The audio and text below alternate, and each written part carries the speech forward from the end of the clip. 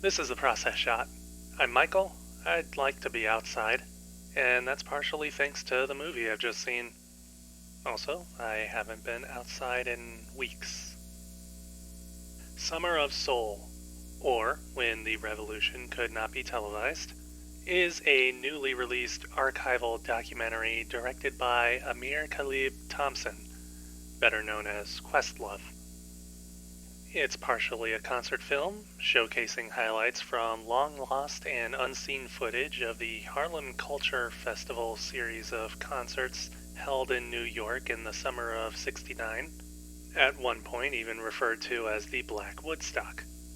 The film also touches upon the culture of the time, with interviews from festival attendees, music performers, and civil rights activists who illustrate the importance of not only the concerts, but the music itself.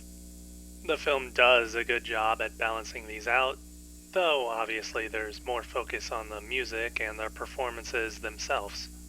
It does mess with the film's pacing a bit, with more creative energy coming through the edits and montages of the historical scenes and interviews, while the musical performances are kept preserved and generally unaltered.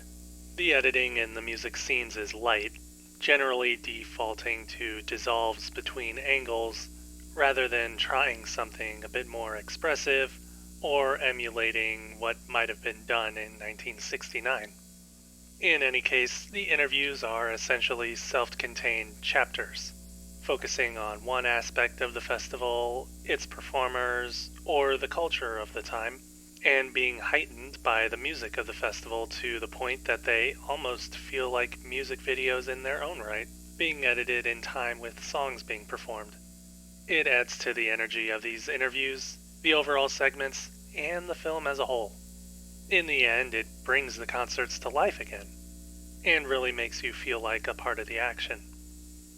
However, it's the performances that manage to tamper that energy back a bit. Again, they trend towards being unedited, and so the performances, while entertaining and a necessary record of the event in question, feel a bit dragged out and a bit tiring, especially given the few angles from which the concert was shot and the slowness of the editing in these scenes. Summer of Soul does at least try to mitigate this by varying the performing bands and singers, bringing us through the entire scope of the concert series and the various themes of each concert. It does lead the film's overall structure to fall into a bit of a pattern, though, alternating from a song to an interview or historical segment, and then back, pretty much through the entire runtime of the film.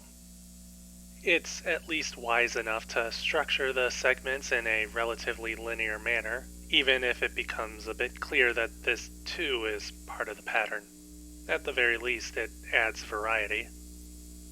In the end, Summer of Soul has a clear focus on where its energy lies, providing context where necessary, but otherwise putting all its cards in on the music. The end result is essentially a pure concert film, but at the same time it tries to be a balanced look at the concerts and the world outside of the festival boundaries. While it paints a picture of the scene well enough, it's not quite enough to pull everything together in a neat and tidy manner.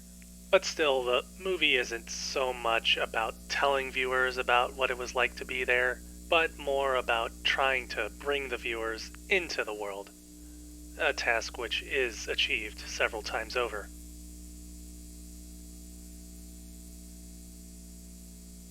Summer of Soul, or When the Revolution Could Not Be Televised.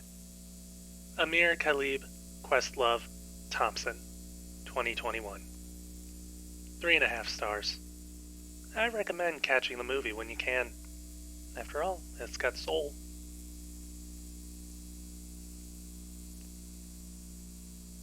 That's it for this review. If you liked what you heard, then feel free to leave a like or a comment, and subscribe for more reviews.